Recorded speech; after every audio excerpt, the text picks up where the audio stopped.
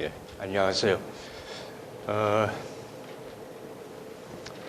원장 큰 스님 소개해 주셨습니다만, 참 거룩한 도량에 와가지고 외도 얘기하는 것이 마치 좀 불경스러운 그런 느낌도 들고 합니다만, 저는 그 정가곤 전에 예전에 대학선언이라고 해서 저 밑에 도량이 있을 때 잠시 있었던 적이 있었고, 또 불교학을 공부한다고 와가지고 학교를 다니면서 67년에 우연한 기회에 서울 지금 물리대 동성동에 본관이 있을 때 거기서 종교 심포지움이 하나 있었어요. 우연히 거기에 참석하면서 제 인생이 이제 바뀝니다. 그러면서 횟수로 거의 43년을 한국의 신종교 또는 자칭 도인들 또는 역학하시는 분들 또는 무당 이런 소위 제3의 종교 때는 주변 종교 이렇게 바깥에 좀 음지에 있는 종교를 연구하는 데에 일생을 보내게 됐습니다. 저보다 먼저 하신 분이 이제 전북대학교 이강호 교수님이라고, 이분이 유학자인데 이분은 유교적인 관점에서 신흥종교 연구하다가 돌아가셨고, 그 다음에 이제 제가 불교적인 입장에서 시작을 하게 됐고, 그 다음에 이제 아까 원장 큰 스님도 말씀하셨습니다만, 탕명한 선생이 언론계에 있으면서 기자 생활을 하다가 신흥종교 연구는 이제 사실은 뒤늦게 했고, 그 양반이 이강호 교수의 전북대학교 제자입니다. 근데 그분은 주로 이제 기독교의 이단을 중심으로 해서 폭로하고 기사화하고 연구하다 보니까 평생에 50여 차례의 죽음을 맞이하는데, 어느 때는 한양대에서 연락이 와서 가보면은 온몸을 미라처럼 흰 붕대로 감고 누워 있습니다. 아침에 출근하려고 자동차에 시동을 거는데 다이아에 다이너마이트가 설치돼 가지고 터져 가지고 3개월 동안 하여튼 미라같이 지내기도 하고, 그런 걸 50번을 겪은 양반이 이제 탁 선생인데, 결국 대성교회에 의해서 살해당하죠. 그 비슷한, 저는 그런 이단 폭로하고 하는 그런 입장에서 하진 않았지만은 참 위험한 연구가 이 신흥종교 연구였습니다. 그래서 저도 여러 번 테러도 당하고 또 생명의 위협도 여러 번 받고, 그러면서도 이 길이 또 제 해야 될 사명같이 느끼고 해서 여기까지 왔습니다. 저는 한국의 신흥종교, 지금 아까 교환을 잠깐 저도 읽어봤습니다만은, 사실은 좀 긍정적인 측면에서 제가 한국의 신흥종교를 연구했고, 또 내용도 그런 입장에서 제가 신흥종교를 변호하려는 입장은 아니지만 있는 모습 그대로 그려보려고 하고 있습니다.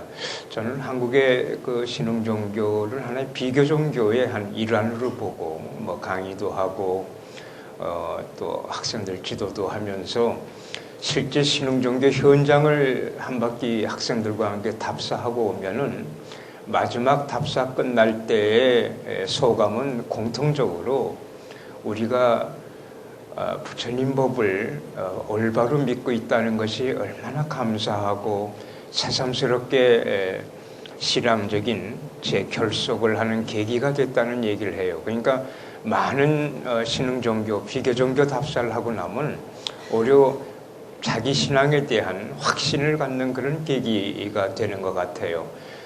오늘 바로 이 시간도 제가 신흥종교에 관한 말씀을 드림으로 인해서 우리가 정법신앙을 불법을 신앙하고 공부하고 일생의 삶의 의미를 갖는다는 게 얼마나 중요한가 하는 걸 느끼는 그런 자리길 바랍니다. 과연 오늘 그 짧은 시간에 신흥종교에 대한 얘기를 제가 얼마나 할 수 있을지는 모르겠습니다만은 총론적인 입장만 그냥 말씀드리고자 합니다.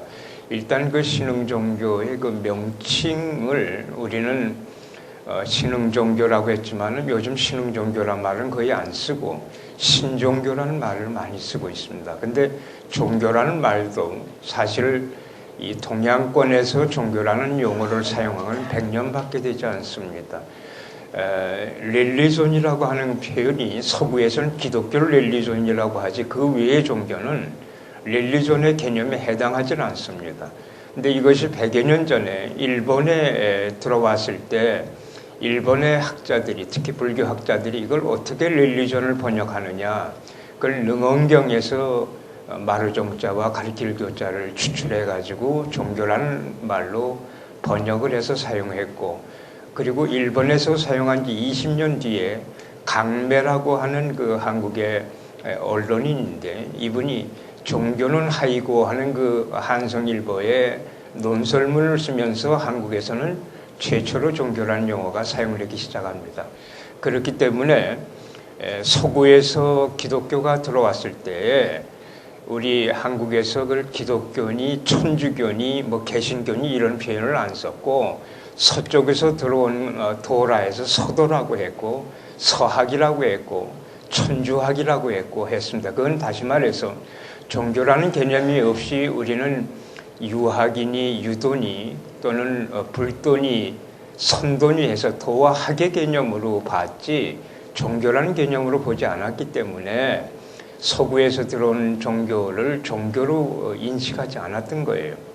이제 그런데 지금 사극에서 보면은 뭐 신라 때 고려 때 뭐 불교가 어쩌고 유교가 어쩌고 하는 표현을 쓰는 걸 보면은 뭐 사극 자체가 좀 검증되지 않은 엉터리가 많이 있습니다만은 이 교라는 용어는 불과 100년밖에 되지 않았고 또 이 신종교, 신흥종교라고 하는 말도 뉴 릴리존을 어떻게 번역하느냐 하는 표현이 있어가지고 새로운 종교, 새 종교, 역사가 짧은 뭐 신흥 세력, 뭐 신흥 재벌 하듯이 신흥이라는 표현을 썼습니다만은 일본에서 그 세계 종교학회가 열렸을 때 그냥 뉴 릴리존을 신종교로 하자 해서 지금은 신종교로 보편화됐습니다. 근데 이것이 이제 신종교도 시간이 흐르다 보니까 여기서 또 갈라져 나온 종교가 있어서 최근에 나온 신종교는 신신종교라고 보통 이름을 많이 붙이고 있고 한국에서는 이제 그 소위 길을 중심으로 한 종교 아니면서도 종교적인 역할을 하는 대체 종교들이 또 등장하기 시작합니다. 그래서 신종교, 신흥종교 또는 뭐 신신종교, 대체종교 이런 표현을 쓰고 있습니다만은 이 중에는 국내에서 일어난 자생종교가 있는데 그걸 민족종교라고 표현하고 또 바깥에서 들어온 종교들은 그냥 뭐 신기독교니 신외래종교니 이런 표현을 쓰는데 여기서 이제 중요한 그 명칭에서 중요한 문제 하나가 뭐냐면 사이비 종교라고 할 때는 보통 우리 속담에 사람이면 다 사람이냐 사람 구실을 해야 사람이지 하는 말과 같이 종교라고 해서 종교의 기능과 역할을 다하지 못할 때 그때 사이비라는 표현을 씁니다. 그거는 신흥종교만이 사이비가 아니라 불교나 기독교 같은 기성종교도 종교로서의 역할을 다 못하지 할 때는 사이비적인 상태가 됩니다. 그 다음에 제일 우리 이 신종교에서 금기시 돼야 될 용어가 유사종교입니다. 이 유사종교라는 용어는 일제가 한국의 종교 침투를 시작하면서 이 땅에 들어와서 특히 그 무단정치 시절에 초기에 한국이라고 하는 우매한 나라, 우매한 백성들이 무슨 종교가 있느냐. 그래서 신도, 일본의 신도, 그 다음에 한국에 전통적으로 들어와 있던 불교, 기독교 이외의 종교 행위를 하는 단체들은 그건 정식 종교가 아니라 유사 종교라고 칭호를 붙입니다. 그러면서 특히 한국의 그 민족 종교들을 유사 종교로 탄압을 한 종교 탄압 용어예요. 그러니까 침략 용어죠. 그러니까 한국의 신흥 종교는 역사가 짧다는 의미 외에 사이비적인 요소는 있을지 모르지만은 그 종교 유사라고 하는 유사 종교라는 말은 일본 사람들이 한국 종교 말살 정책으로 사용했던 용어이기 때문에 침략 용어이기 때문에 신흥 종교와 유사 종교는 의미나 개념이 다릅니다. 그런데 그런 내용을 모르다 보니까 언론계나 학계에서 신흥 종교를 유사 종교라는 표현을 씁니다만 이거는 우리 스스로 우리 종교에 침을 뱉는 행위이기 때문에 사용 안 돼야 되는 것이 원칙입니다. 그 다음에 이제 사교라는 그 표현은 종교단체를 빙자해서 하나의 그 범죄 집단 같은 단체들을 말합니다. 뭐 그런 용어의 그 간단한 그 내용이 바로 신종교의 개념이기 때문에 개념 문제는 제가 그냥 넘어뜨리려고 하는데 한마디로 말하면 신종교 내지 신흥종교는 역사가 긴 그 전통 기성종교에 대칭되는 용어입니다. 그러다 보니까 역사가 짧다. 모든 종교의 초기 상태를 말합니다. 불교가 처음 시작되었을 때 인도의 오랜 전통, 브라만교, 지금의 힌두교에 의해서 신흥종교로서 많은 어려움을 겪습니다. 기독교 역시 유대교에 의해서 예수 그리스도의 처형이라는 문제가 등장하는 등 모든 종교는 초기에 전통 종교, 기성 종교에 대해서 항상 신흥의 상태에서부터 출발할 수밖에 없습니다. 그래서 이 신흥 종교가 역사가 좀 오래돼 가지고 기성 종교가 됐다 할지라도 다른 나라, 다른 지역에 또 전파되었을 때는 그 지역에 또 오랜 그 기득권을 가진 전통 기성 종교에서 또 신흥의 취급을 받으면서 정착해야 되는 그런 어려움이 또 있습니다. 저는 이 신흥의 상태를 어느 의미에서는 긍정적으로 볼 때에는 모든 종교의 그 초기에 교조 정신이 가장 빛나는 시대가 신흥 종교 시절이었다. 다시 말해서 창교 정신이 그냥 살아있을 때가 바로 신흥의 상태였습니다. 그런데 이게 이제 오랜 100년, 1000년의 역사를 갖추다 보면은 교조 정신이 점점 변질되기도 하고 또 그것을 다시 회복하려고 하는 운동도 일어나고 여하간 신흥의 상태에 있을 때 창업, 창교 정신이 가장 빛나던 시대입니다. 한국의 그 신종교의 지금 발생 과정을 보면은 대개 신흥 종교뿐만 아니라 모든 종교의 그 안에 성장 발전 과정이 다 그렇습니다만은 초기에 창업기가 있습니다. 그건 교조 시대에서 대개 한 100년에서 200년을 창업기라고 그래요.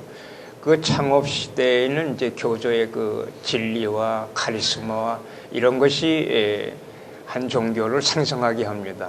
그 다음에 교조 사후에 이제 2대, 3대를 거쳐가면서는 제도 정착기라고 하는 하나의 시기가 있습니다.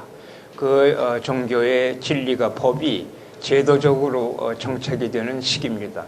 그 다음에 그 종교가 무너지지 않고 그 진리가 영원히 계속될 때에는 문화창조기라고 하는 또 시기를 맞는데 그 문화창조, 다시 말해서 불교 문화, 기독교 문화, 유교 문화 같은 종교 문화가 형성이 되고 그 종교 문화가 보편화되는 시기가 문화창조기입니다. 여기까지 오면 그 종교는 대개 무너지지 않습니다. 또 종교학을 연구하는 그 입장에서 하나의 속설이 있는데 한 종교가 법통 계승이 3대까지 이어지고 그 다음에 종교 역사가 100년쯤 지나면 그 종교는 영원히 지속성을 가질 수 있다는 그 학문적인 하나의 속설이 있습니다. 이러한 것에 대비됐을 때 한국의 신종교는 지금 1860년에 시작이 됐기 때문에 한 150년의 역사를 갖습니다. 이 150년의 그 신종교 속에서 광복을 전후해서 봤을 때 광복 전에 한 100여 개 단체가 나왔고 광복 후에는 한 500개 단체가 나왔는데 지금 현존하는 그 단체 수는 한 300개 정도가 됩니다. 이 300개 종교 가운데 3대와 100년을 거친 종교는 한 20개 정도가 되고요. 또 100년이나 3대 법통 계승이 안 됐다 할지라도 그 하나의 건전한 종교로서 사회적인 활동을 하고 있는 종교는 한 50개 정도가 됩니다.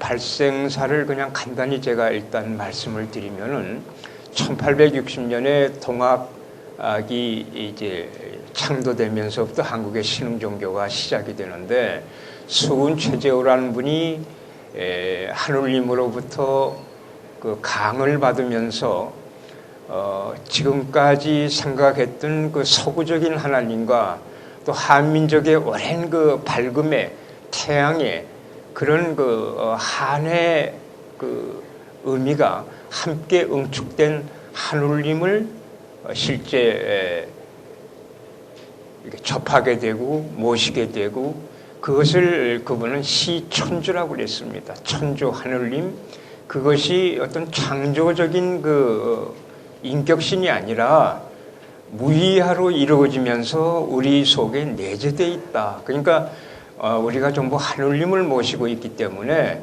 그래서 그걸 시천주라고 하는데 그렇기 때문에 그 하느님을 모시고 있는 건 인간뿐만 아니라 모든 생명이 다 하느님에 모시고 있는 존재다. 그래서 그것은 사인여천이라는 말로 발전이 됩니다. 모든 존재를 하느님처럼 모셔라. 그것이 좀 더 이제 또 발전해 나가서 인내천이라고 그럽니다. 그게 사람이 곧 하늘이다.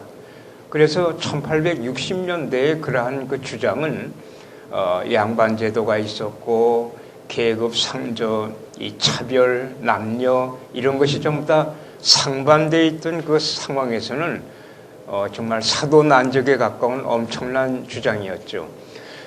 그렇게 해서 동학이 시작이 되는데 그 동학은 뒤에 이제 3세 교주인 의암 선병이 때오면은 1905년에 천도교란 이름으로 이제 개칭이 돼요.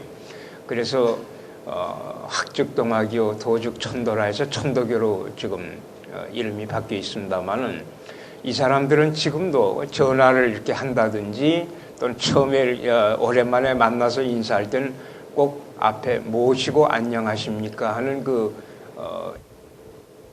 표현을 먼저 쓰고 뭐 아무개입니다 그럽니다. 그러니까 전화 이렇게 오잖아요. 그러면 모시고 안녕하십니까 이경호입니다. 이렇게 전화를 받아요.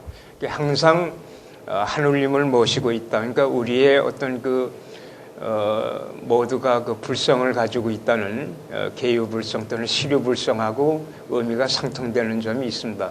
그러다 보니까 이 사람들은 제사를 지낼 때에도 따로따로 있는 것이 아니라 하느님의 그 성품과 몸으로서 이루어진 우리 인간이 후손들에게 그대로 그것이 이어져 가기 때문에 조상 따로 있고 나 따로 있는 것이 아니라 조상을 하느님을 모신 조상이 내 속에 지금 들어와 있기 때문에 제사 지낼 때에 따로 무엇을 붙이거나 영정을 모시는 것이 아니라 이렇게 상이 하나 있는데 그걸 청수상이라고 그래요. 그래서 청수 한 잔만 올리고 가족들이 상에 쭉 둘러앉아 가지고 그 돌아가신 부모님 자기 속에 지금 모셔져 있잖아요. 각자 가족들의 속에 모셔져 있는 조상님께 21자 그 시천주 주문이 있습니다.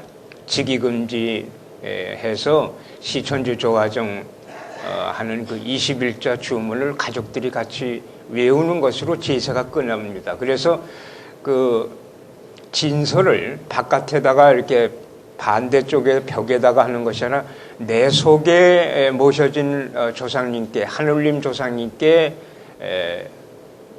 그 제사 지내는 거기 때문에 그걸 향화설이라고 그럽니다. 그래서 천도교인 집에 그 제사 때 가보면은 전부 향화설이 내 속에 좀 조상님 하느님이 모셔져 있으니까 그냥 청수상 하나에 둥그렇게 앉아서 그게 제사 전부예요. 이러한 그 천도교는 상당히 한국의 새로운 그 신문화, 신교육, 신여성 운동의 선구적인 입장을 취해요. 우리가 여성들이 이름 가진 게 얼마 안 됩니다. 전부 그냥 전주이신이 뭐 이렇게 성만 했었는데 이 이름이라고 하는 것을 처음 시도한 것이 의암 선병이에요. 이 양반이 자기 그 종으로 들어왔던 두 여성을 수양딸로 삼으면서 그 사람들에게 이름을 붙여줘요. 그래서 그때부터 여성 이름들이 사용되기 시작해요. 그런가 하면 동덕여고를 비롯해서 약 20여 개의 학교가 천도교 재단에서 시작이 됩니다. 그런가 하면은 노동, 또 잡지, 문학, 다 분야의 이런 것들이 천도교에서 시작이 돼요. 그런가 하면 의암 손병희의 사위가 수호파 방정환인데, 방정환이 천도교의 청년 부장이었어요. 그래서 모두가 다 하늘님이기 때문에 아버지 하늘님, 아내 어머니 하늘님, 그리고 자식도 하늘님이고 애들도 하늘님이다. 그래서 애들의 하늘님 운동으로 시작된 게 어린이 운동입니다. 그래서 5월 5일 어린이날도 바로 수호파 방정환의 이러한 어린이 운동도 천도교의 시천주 4인 여천 인내천 사상에서 실현하려고 했던 그것이 어린이날이 되어버리고 있습니다. 그래서 이 동아 천도교는 한국 민족종교, 한국 신흥종교의 하나의 본산 역할을 하고 있는데, 광복 후에 70% 이상이 북한에서 청우당을 만들면서 공산당하고 대립되었다가 지면서 참패하면서 완전히 이름만 껍데기뿐인 청우당은 지금도 있습니다만은 교인의 70%가 전부 북한에 있었기 때문에 남쪽에는 그들 스스로 38 따라지라고 합니다. 인물 하나 없고 조직 하나 없는 남쪽, 그게 38선 이후에 천도교의 현실이 돼가지고 지금은 많이 위축되어 있습니다. 신종교의 300개 종교를 계통별로 나눌 때 이 동학계와 함께 시작이 돼서 이제 정역계, 정산계, 단군계, 각세도계 이렇게 14계통으로 나누는데, 제가 이 시간상 아마 14계통을 다 설명드릴 수 있는 시간이 될 줄 모르지만 간단하게 동학 이후의 계통들을 좀 말씀을 드릴게요. 두 번째 정역계라고 하는 것은 일부 기망이라고 하는 인물이 저 충청도 연산에서 출생하는데, 이분은 공자가 평생 했던 주역의 마지막에 이걸 역이라고 하는 건 이제 잘 아시다시피 중국의 천자들이, 황제들이 한 중국이라는 대륙 큰 국가를 다스리면서 하늘의 아들이라고 하는 천자가 하늘의 뜻을 전하려면은 하늘이 어떻게 운행되고 어떻게 변화하고 이러한 우주의 질서를 맞춰가지고 백성들을 다스리는 하나의 지도로서 등장한 게 역입니다. 그러다 보니까 어느 중국의 역대 왕들도 다 자기 역이 있어요. 그 역 중에서 과거에 가장 뛰어났던 역을 저희들은 복희역이라고 했고, 그 이후에 세월이 흘러서 주나라 시대 때 문왕이 만든 역이 또 뛰어났기 때문에 그걸 문왕역 또는 주역이라고 합니다. 그런데 이 복희역과 주역은 중국역이고 중국인의 시각에서 본 세상 돌아가는 변화 이치이기 때문에 한국에는 사실 맞지를 않습니다. 이러한 것을 주역을 바탕으로 해서 공자조차도 마지막에 이것은 중국 사람에 의한 것이라 모든 사람의 우주순환 법칙이 반드시 미래에 나올 것이다 하는 말을 하는데, 그것을 실현했다고 할까 완성했다고 할까 한 인물이 바로 일부기망입니다. 그래서 일부기망이 만든 이 역을 정역이라고 하는데, 발을정자 정역인데 복희 주역에 이은 제3의 역이라고도 하고 또는 후천 시대를 가르는 후천역이라고도 하는데, 이 양반에 의해서 소위 인류와 우주의 역사관이 과거 지나간 역사를 선천이라고 하고 앞으로 미래의 역사를 후천이라고 하는 선후천이 갈라지는 그 기점을 제시한 역학이 바로 이 정역입니다. 그래서 신종교에서는 후천 소리를 많이 씁니다만은 바로 일부기망의 정역에 의해서 나온 얘기입니다. 이 일부기망의 정역은 순수한 그냥 역학의 체계를 넘어가지고 하나의 종교적인 수행과 연결이 되는데, 이 양반이 정역을 만들면서 주로 저 은진 관측사 그 뒤에 반야산을 비롯한 5개 그 작은 산들이 있어요. 그 산들을 뛰어다니면서 수행을 하는데 우주의 기운과 인간의 기운, 특히 오장의 기운을 일치시키는 궁상각취의 그 운율에 맞는 주문을 내놓습니다. 그것이 이제 아어이우라는 다섯자인데 이걸 오음주라고 합니다. 그래서 아어이우를 하면서 정력 연구를 하다 보니까 자기도 모르게 이 몸에 율동이 생깁니다. 일종의 춤이죠. 그래서 마치 학이 천상에서 이렇게 내려오면서 날갯짓 하는 듯한 그 춤의 동작인데 이제 우리의 그 고유 율료와도 같습니다만은 그것을 무도라고 해서 오음주는 영가고 춤은 무도라고 해서 영가무도라고 하는데 정력 공부는 반드시 이 영가무도를 하면서 정력 공부를 하게 되어 있습니다. 그러니까 학문적으로만 하는 것이 아니라 종교적인 수행을 겸해야 정력의 이치를, 즉 우주의 이치를 바로 안다는 것이죠. 이 영가무도는 이제 서울대 이해주 교수를 비롯해서 많은 분들이 영가무도를 도입해서 춤으로 재현하고 하기도 합니다만은 그렇게 쉽게 하나의 그 술이나 또는 기법으로 이루어지는 것이 아니라 이건 정말 천지와 하나 되는 그 내면적인 수련이 뒤따라야 되기 때문에 쉽지가 않습니다. 하여튼 이 정역을 지금 종교 단체로서 수행하고 있는 곳은 지금 연산과 군산에 한 군데씩 교단들이 있습니다. 그 다음에 이제 세 번째 계통이 증산 계통인데 이 증산 계통은 증산이 무엇인지는 잘 몰라도 일반적으로 대순진리에 그러면은 쉽게들 이해를 합니다. 이 증산 강일순이라고 하는 인물은 하나의 종교적인 천재인데요. 31살 때에 그 모악산 대원사라는 데에서 수도하다가 이제 그 소위 도각을 합니다. 그의 그 깨친 세계는 이 역사라고 하는 것이 수없이 인간이든 짐승이든 육도의 그 삶을 살고 있는 모든 생명체의 역사라는 건 나중에 남은 것은 한밖에 없다. 그래서 이 한을 어떻게 풀어줘야 될 것이냐, 그걸 해원이라고 그럽니다. 그래서 그 한을 여러 형태에서 그는 푸는 작업을 합니다.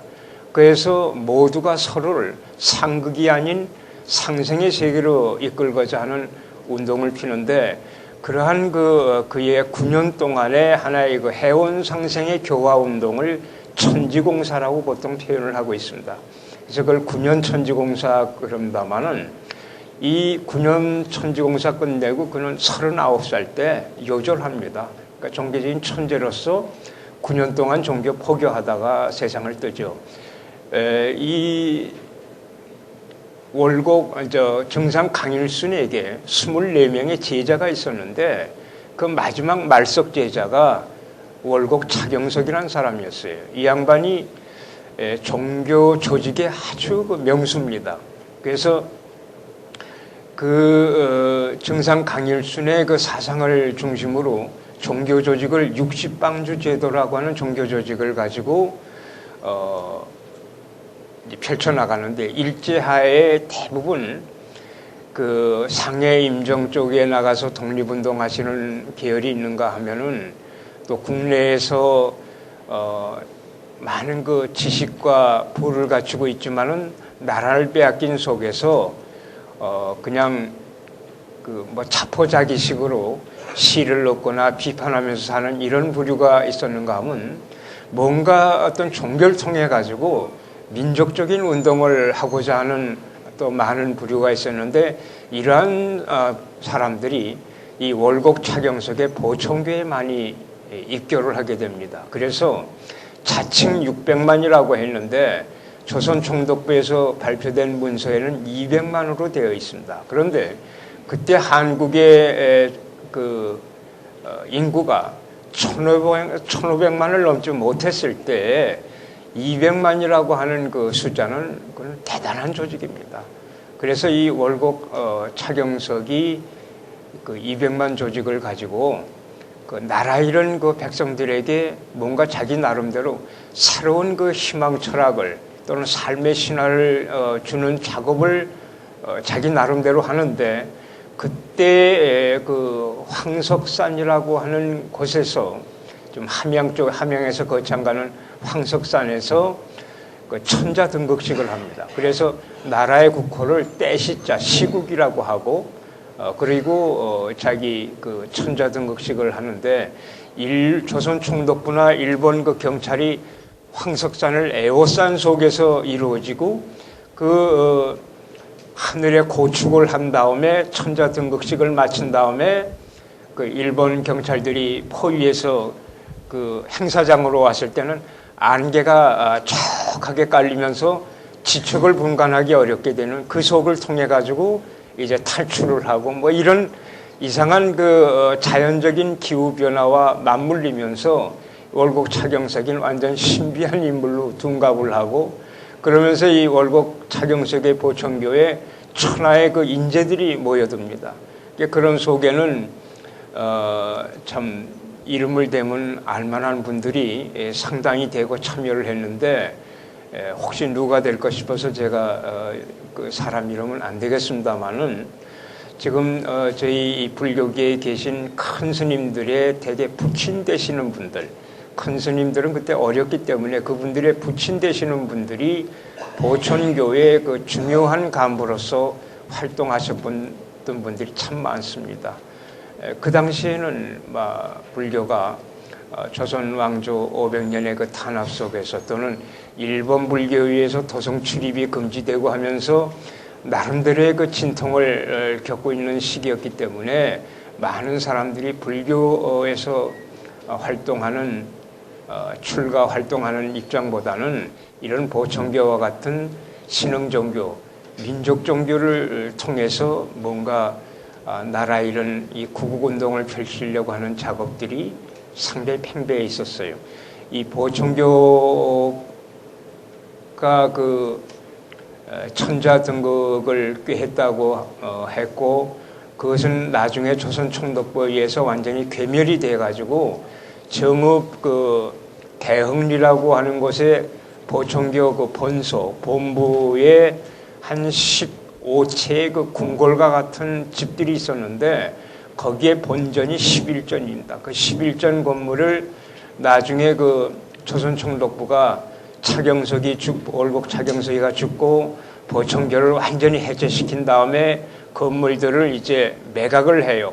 헐값에 매각할 때 그때 그 기와가 바로 조계사의 그 기와를 그 11전 기와를 씁니다. 그래서 저는 사실 그 기와 빨리 좀 해체 좀 하지 않는가 했는데, 그 뒤에 무슨 선거 문제가 나올 때마다 강목이 나오고 할 때 나는 마치 그 보청교 기와를 써서 그런 것 같아서 그 여러 번 말씀을 드려보기도 했지만은 신흥종교 연구하는 사람의 얘기라 그런지 별로 귀담아 듣지 않더라고요. 결국은 교체를 지금 한 상태라 이제는 마음이 놓입니다만은 하여튼 그 당시 보천교의 건물이나 기와 하나에서 하나는 전부 국내산이 아니라 중국에서 들어온 아주 귀한 것이었어요. 뭐 두만강 압록강을 통해 가지고 들어온 귀한 그 재료로 보청교 건물을 지었기 때문에 그 하나하나가 전부 정말 황금에 가깝다고 할 정도의 그런 그 재료로 이루어진 건물들이었었습니다. 그걸 이제 조선 총독부가 이제 각처에 막 매각을 하고 그랬었죠. 하여튼 그 증산 강일순이 만든 증산 계통은 이 보청교를 비롯해서 일제 때 몇십 개 단체가 있었고, 광복 후에는 저 부산에 가면 감천동이라고 있는데 거기에 태극도라는 증산계 교단이 세워집니다. 그래서 거기에는 많은 그 태극도 신도들이 모여 살았기 때문에 그걸 태극도촌이라고 보통 이름을 짓고 지금도 모여 살고 있어요. 근데 거기가 이제 그 조철제라는 사람이 태극도를 만들었습니다만은 조철제 이후에 거기에 그 한 분이 거기서 금괴를 가지고 서울로 올라옵니다. 그게 중곡동에 세운 그 단체가 태극도에서 갈라진 대순진리회입니다. 이 대순진리회는 증산계통에 있어서 사실은 뒤에 나온 신생교단이지만은 마치 일제 때의 그 보청교회 조직처럼 아주 조직을 잘하고 좀 무모한 조직도 해서 TV나 언론에 많이 또 두드려 맞기도 하면서도 또 정치적인 또 그 줄다리기도 참 잘했습니다. 그래서 자칭 자기네들은 800만 신도 운운을 했습니다만은 실제 저희 연구하는 입장에서는 한 150만의 그 신도 조직을 가지고 있는데 이 박한경이라는 분이 죽으면서 또 지금 세 파로 갈라져 가지고 중곡동파와 지금 여주도장파, 그다음에 포천도장파로 지금 대순진리회는 갈라져 있습니다. 그런가 하면 또 증산계통에 젊은 대학생 그룹을 중심으로 해가지고 활성화가 된 대전의 증산도라고 있습니다. 안경전이라는 분이 지금 이끌고 있는데 여기가 지금 사실은 대순진리회보다도 더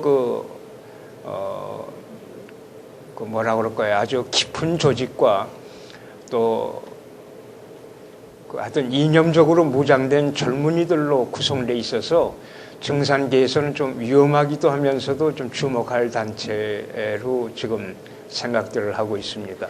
대개 증산계 단체들은 지금 70개 교파가 있었는데 지금 한 40개 교파가 남아서 활동을 하고 있고, 금산사 가는 그 입구에 조선계화집이 만약 눈에 띄신다면 그건 전부 증산계 교단들입니다. 그래서 그 모악산 금산사 밑에 용화동이라든지 하는 금산사 밑에 이 증산계 단체들이 밀집해서 지금 활동하고 있습니다. 그 다음에 이제 네 번째가 단군계통인데, 우리 단군 한백엄을 하나의 시조가 아닌 신앙 대상으로 모시는 단체들인데, 그것을 애국지사인 홍암 나철이라는 분이 우리 나라를 팔아먹었던 그 을사오족들을 주사를 하려다가 실패하고 귀양까지 갔다 온 분이 홍암 나철인데, 이분이 하나의 그 무력적인 것이 아닌 우리 정신적인 정말 부흥운동을 일으켜 보려고 단군을 중심으로 해서 대종교를 만듭니다. 그래서 이 대종교는 일제의 주시를 받기 때문에 주로 백두산 청오연을 중심으로 해서 만주 일대, 간도 일대에서 활동을 했어요. 그래서 그때 우리 이 나라를 떠나서 만주로 간 그 이주민들이 한 30만이 되는데, 그 30만 그 이주 해외 동포가 전부 대종교에 입교를 합니다. 의지할 데가 그거밖에 없었으니까요. 그리고 상해 임시정부 요원의 반 이상이 다 대종교 출신들입니다. 그리고 대종교는 항일운동을 할 때에도 타협을 보다는 무력적인 항일운동을 추구했습니다. 그래서 북로군종서라고 하는 군대를 조직합니다. 북로군종서를 조직한 분이 홍암 나철 이후에 2세 교주가 두 사람인데, 한 사람이 무원종사 김원이라는 분이고 또 한 분이 그 백포 서일이라는 분입니다. 이 백포라고 하는 분이 바로 북로군종사를 무관학교를 세워가지고 대종교인들로 군대를 양성합니다. 그러면서 총사령관 백포, 그 밑에 이봉석이라든지 우리가 이름 대면 글망 알만한 홍범도 같은 이런 인물, 지청천 이런 인물들이 포진하고, 그 밑에 대대장급으로 있었던 분이 백야 김좌진입니다.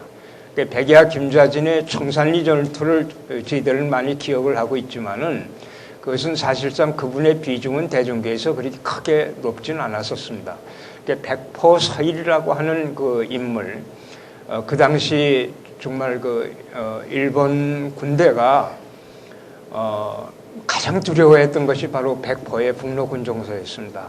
근데 결국은 일본의 사주에 의해서 만주 마적단들하고 일본의 첩보대들의 기습으로 아주 무자비하게 난자당하면서 백포 서일이 죽습니다. 그러면서 이 북록은 정서도 이제 약화되고 그러는데 하여튼 그러한 만주 일대에서 무력적인 항일 운동을 했던 대종교 광복 후에는 광복을 위해서 교단 전체가 애를 썼지만 광복이 되고 나니까 대상이 없어졌어요.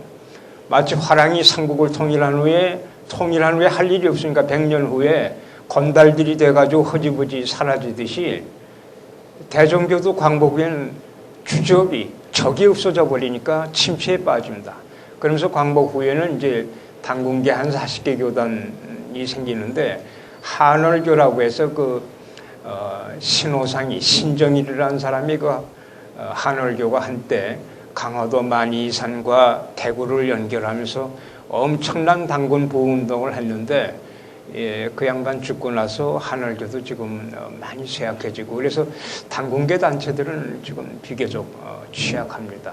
그 다음에 이제 5번째 계통이 각세도 계통인데 각세도라고 하는 말은 여러분들이 좀 생소하시겠습니다만은 황해도 구월산에서 신계 이선평이라는 사람이 1915년에 깨닫고 나니까 유불선 기독교가 같은 한 이치더라 하는 것을 각세도라고 표현하면서 이제 훈사라는 경전을 만들고 또 그도 이제 항일운동했던 독립지사인데 그러면서 이제 서울에서 활동을 하다가 충북 학산으로 내려갑니다. 그 충북 영동군 학산에 화엄정이라는 도관을 짓고 그가 활동을 할 때 불과 한 달 만에 한 5천 명이 모여들어요. 그래서 학산이 곽세도촌이 돼요. 지금도 영동 학산에서 무주 가는 길목인데 학산에 가면 거긴 전부 각세도 믿는 분들이나 후손들이 이렇게 모여서 사는 하나의 집단 취락이 되어 있습니다.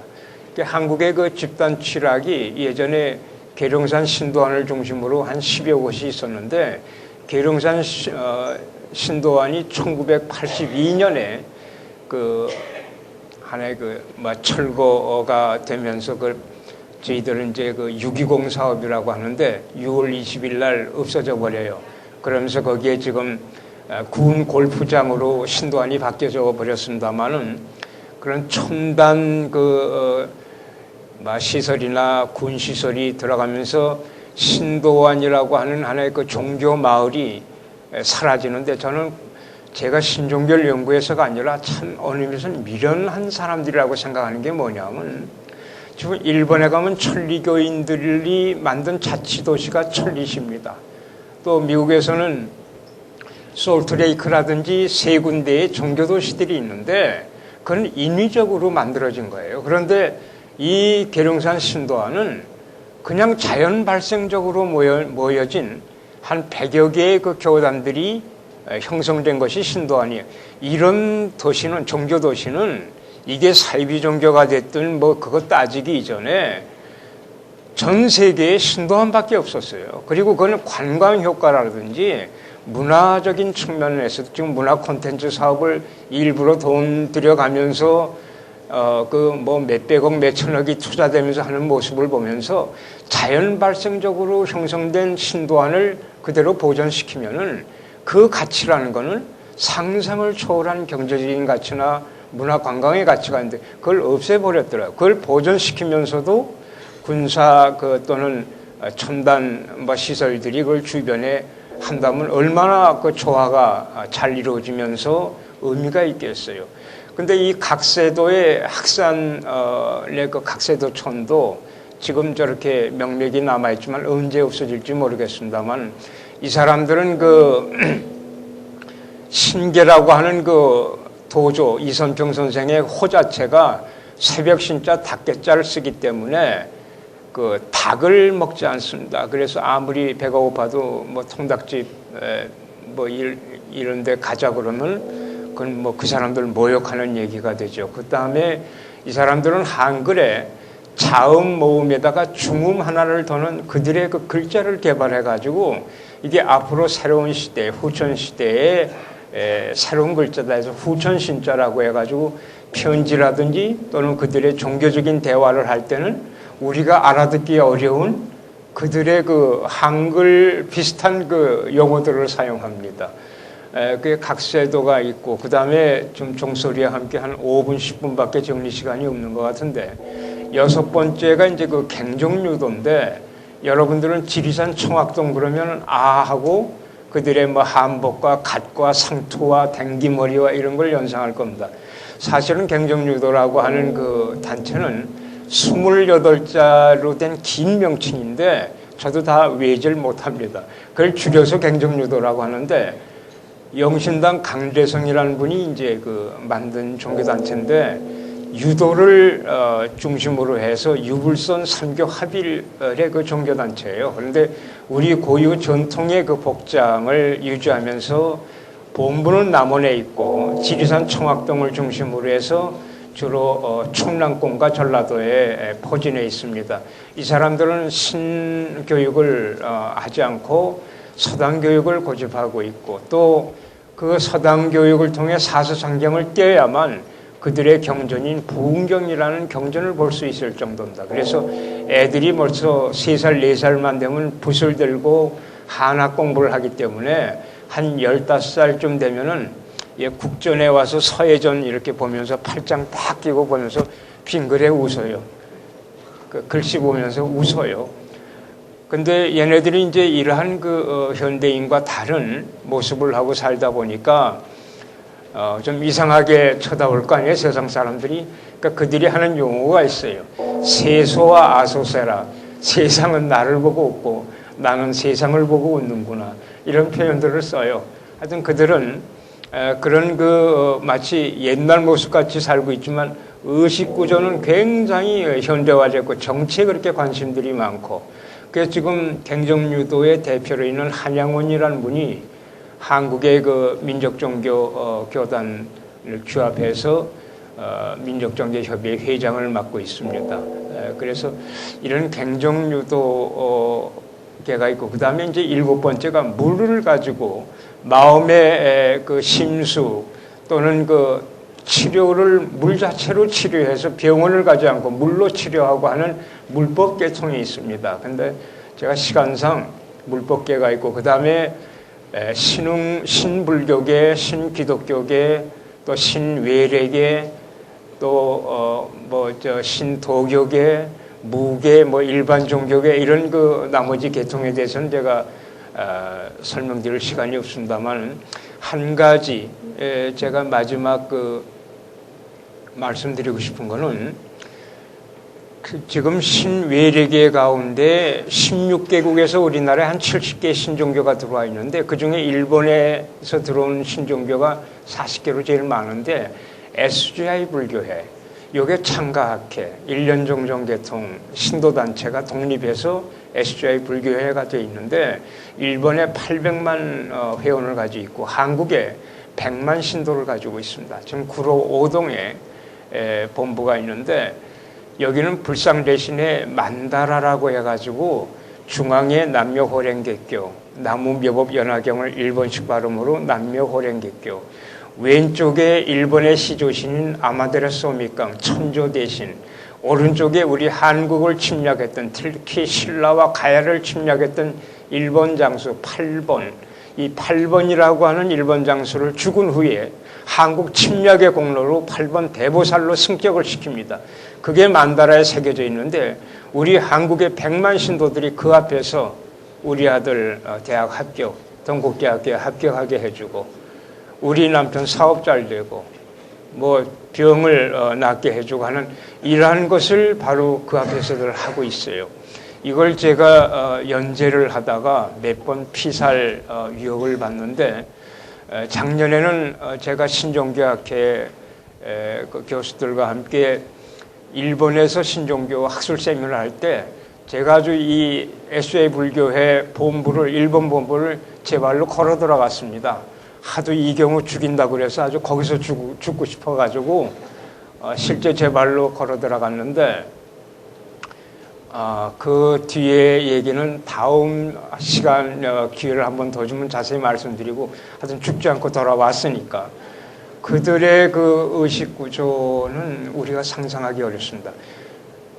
법화경 28품 가운데 1품부터 14품까지 정문 계통을 저희가 보통 천태종 계통이라고 하고 15품부터 28품까지를 본문 쪽을 일련 계통이라고 할 때 여하간 본문이든 정문이든 간에 부처님의 모두 일불승 모두를 부처로 만들고자 하는 그분의 간절한 8년 동안 합장을 하면서 설하신 법화경을 일본말 남녀호랭객교로 하지 않으면 아무 공덕이 없다는 이름 아래 한민족의 정신을 완전히 일본화시키고 있는 북침설인이 이거 전부 SJ 불교에 지금 살아있는 이케다 다이샤쿠라고 하는 사람의 인간혁명이라는 저술에서 북침설이 나오고 6.25 때 소위 한국이 미국의 대리전쟁설이 나오고 이 전부 이케다의 얘기입니다. 이런 속에서 우리 민주화운동을 했던 분들도 많이 사실은 왜곡된 그들의 주장에 이용당한 점도 있고 이런 얘기는 또 다음 기회에 있으면 하겠습니다만은 그 SJ 불교는 한국이라고 하는 한민족에 저는 많은 해악을 주기 때문에 혹여나 이 자리에 계시는 그런 그 회원님이 계신다 할지라도 다시 한번 생각을 하십시오. 부처님의 정법 앞에서 저는 100만의 한국의 신도분들 제가 설사 어떤 그 병고를 당할지라도 부처님의 법화경 정법을 그렇게 민족적인 이해관계로 이용하거나 정법을 욕되게 해서는 아니 됩니다. 그 다음에 또 하나 일반 종교 계열에서 지금 그 교안에는 원불교와 건강제도와 영주교를 제가 넣었는데 원불교 대단히 지금 건전하게 활동을 잘하고 있습니다만은 만약에 우리 불교인들이 기독교인들과 같은 공격적이고 좀 투쟁적인 의식구조를 가지고 있다 하면은 원불교는 사실상 이 땅에서 존재하기 어려웠을 거예요. 어떤 관계에 비유할 수 있느냐 하면은 기독교에 있어서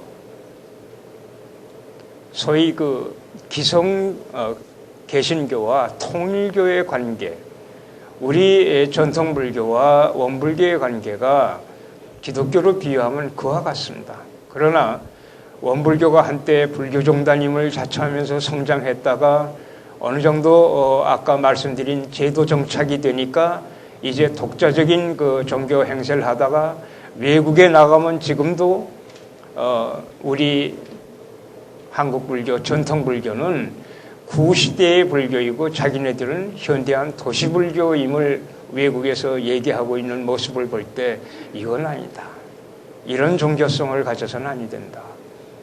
원불교에 대한 얘기를 하고 싶은 것이 많이 있습니다만 또 여기 그 교인들이 계실지도 모르겠습니다만은 그래서 저는 이 불법이 바로 설 때 이제 모든 종교가 하나의 그 순환 과정을 겪습니다만은 정법, 상법, 말법에서 바로 정법 시대로 회귀됐을 때 이런 신종교들은 사실은 자연 소멸될 수밖에 없습니다.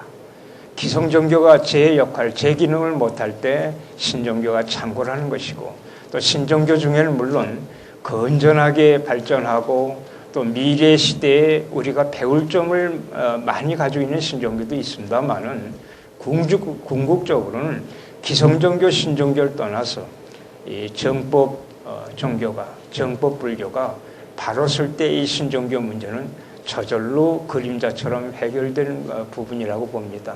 기회가 또 된다면은 이 신종교의 세계에 좀 더 우리가 관심을 가지고 다종교, 다원화 사회에서 어차피 함께 공존하기 때문에 바로 알 수 있는 여러 가지 얘기들이 있기 때문에 한 번 더 기회가 있으면은 또 다시 얘기 나눌 그런 시간이 마련되기를 바라면서 오늘 신종교의 세계를 간단히 마치겠습니다.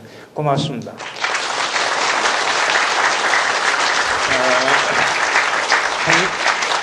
한 가지 덧붙인다면은 영주교라고 하는 그 종교가 요즘 6밀리 넘어가면은 새마을 회관 같이 하얀 건물이 있는데 거기도 교인들이 한 5만 정도 됩니다. 이분들은 절대 이런 그 강의 뒤에 끝난 다음에 박수를 치지 않습니다. 그래서 끝난 다음에 내려와 가지고 그 교단에 가서 강의를 한 적이 있었는데 끝난 다음에 교주에게 멀뚱멀뚱 쳐다만 보고들 계시더라고요. 그래서 교주한테 제가 오늘 무슨 실수를 했습니까? 했더니 아니요, 아주 감명 깊게 잘 들었습니다. 그런데 왜 가만히들 계세요? 그랬더니 오른쪽 손 우익과 왼쪽 손 좌익이 부딪히면 전쟁 난다고 거기선 박수를 치지 않습니다. 참고하시기 바랍니다.